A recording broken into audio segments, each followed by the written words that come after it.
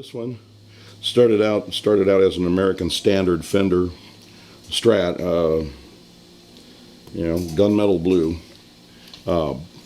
and how I wound up with it is an interesting story. One of my customers came in, and the body was literally in two pieces as the result of a 3-year-old running across the stage at a VFW wedding reception, and tripped on the cord and catapulted the guitar out into the dance floor and broke the body in two. And so the customer came in and said, "Hey, I needed, what do I do?"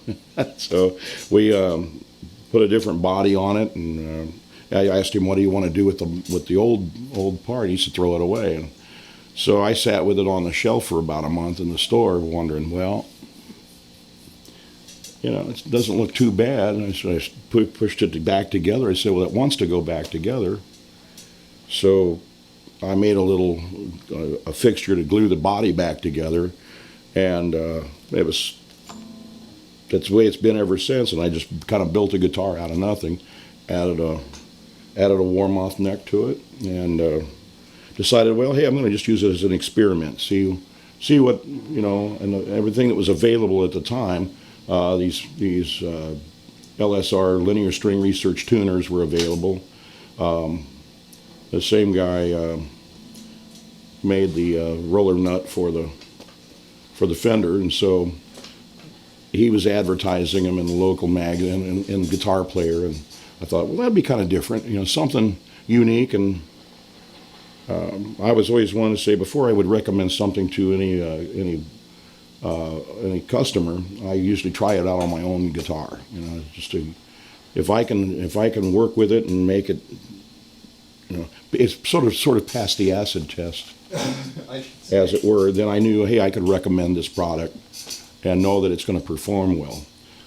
This guitar's been with me for about, I'm going to say 15 years now, and it's still holding in.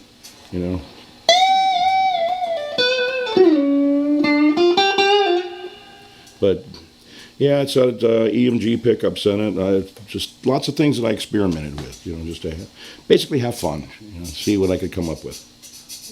What does that guitar do best for you, sound-wise? Does it have its own kind of music?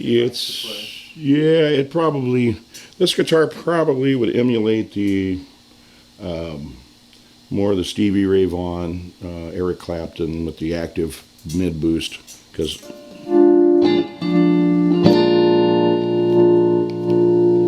it's got lets it punch out a little more.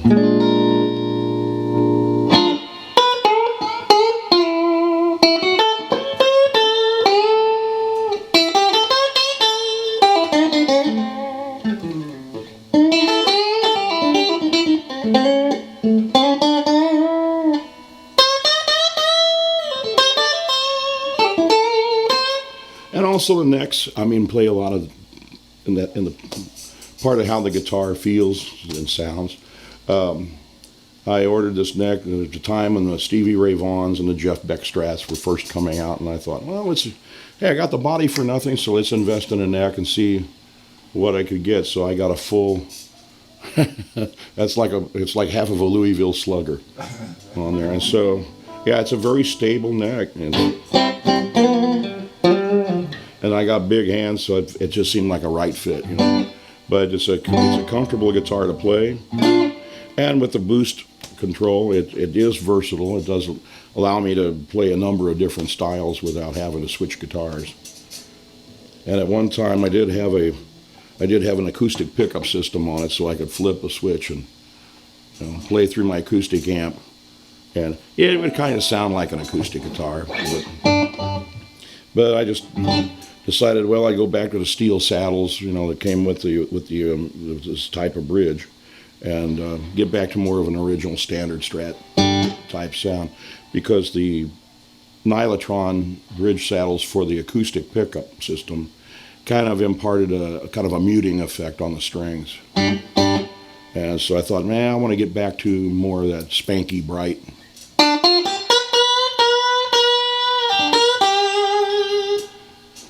kind of sound. It sounds beautiful. So how did you get into being a luthier? That started out kind of purely as an accident.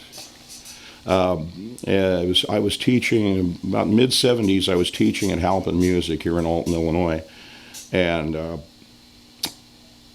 all my students would come in with these guitars that played horrible, and and they'd be crying about how hard it's hurting their fingers, and I said, let me see this, So I'd walk out to the front of the store where they had a little bench set up, and I'd just grab whatever meager tools they had, and I'd adjust the truss rods and set the bridge and play it and get it to play as easy as it could, and then take it back for the child's first lesson. Well, finally, the manager of the store saw me doing this day in, day out, and he says, "Your first day on the job," he says, "I see you out here with every lesson adjusting the students' guitars." He goes, "What's the matter?" I go, "These things play terrible." And I said, "I can't expect an 8-year-old to learn how to play on something that's impossible to play." I said, "I knew how it was when I grew up playing. I didn't realize that, hey, these things can be adjusted.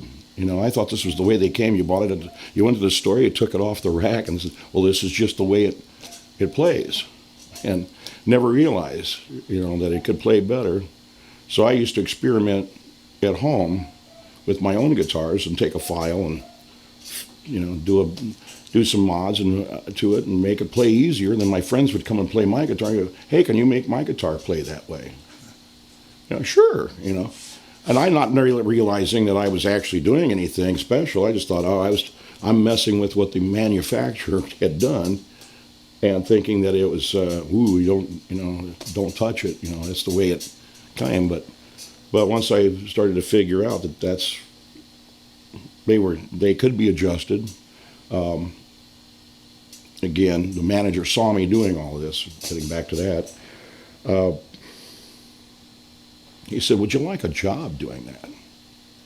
I said, "What do you mean?" And he says, "Well, we got all these guitars here in the store," and he says, "We get them out of the box and we just put them on the wall."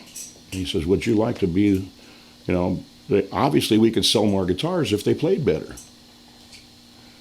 Sure. So that's kind of where it started, and that was probably 1976. And so you were teaching guitar. Mm-hmm. I was working my way through college, and I started teaching after I get home from school and come and teach at the store. And so every student that I got, it was a matter of just adjusting their guitar and we do move on through their first lesson. And yeah, like I said, the rest is all him observing me. Mark Purdom, I think, was his name, and he recognized that I actually knew what I was doing with these guitars. So he says, "Hey, we got a whole shipment coming in." Eventually, I just started to have my own little room set up where part-time I would come in and just adjust their guitars for them. And as time went on, I read more about it. At the time, there wasn't really many schools available here in the area. In fact, the only closest one I knew of was Roberto Venn's school out in Arizona. And it was impossible for me to do that. I was playing in a band and working at the store and going to school at SIU Edwardsville. And so now, what companies, you're an official repair luthier center for... all of Fender Musical Instrument Corporation's instruments, and Taylor instruments. Recently, I did Ovation, Takamine.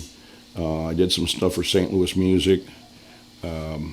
I had a number of companies. They've long since been bought and sold Guild. Fender has sold off a lot of they divested themselves from Ovation and sold off those companies. So it changes, it's just as the companies come and go, so to speak. But for the most part, I'm authorized through a lot of different companies, even if I don't actually, I'm not formally a formal service center. A lot of times I will talk to their service manager, and they'll know that I can do the work rather than ship it back to where the instrument was originated from.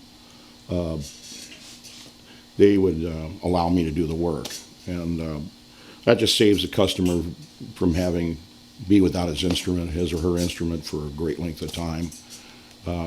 I usually can speak the lingo, as it were, you know, but. And you do work for pros also that bring pieces? Yes, I do. Through my friend Ed Seelig, I've done work for Derek Trucks.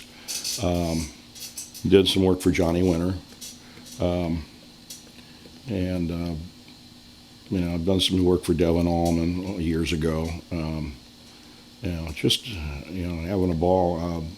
I'm more on the local scene. I mean, these guys I consider all pros. It was Pat Liston, Rich McDonough. Gosh, there's a list. I mean, but I was there to I'll drop all the names. I guess one of the most, famous ones, stories that I got from Ed was he brought over a pile of guitars and he was heading over to see Eric Clapton. And he says, I'm taking these, and he always has some cute name for me. I won't, but anyway, he calls me up and says, hey, I'm heading over to Clapton, and I need some guitars set up. And so he brought over a red Firebird 1, and we've completely redid it for him. And he says, he called me later in the week, and he says, guess what guitar he picked out of all of those he wanted to buy. He says it was a red Firebird 1. And I thought, well, that's great. That was the one I thought really played the nicest, so yeah, so that's kind of cool, but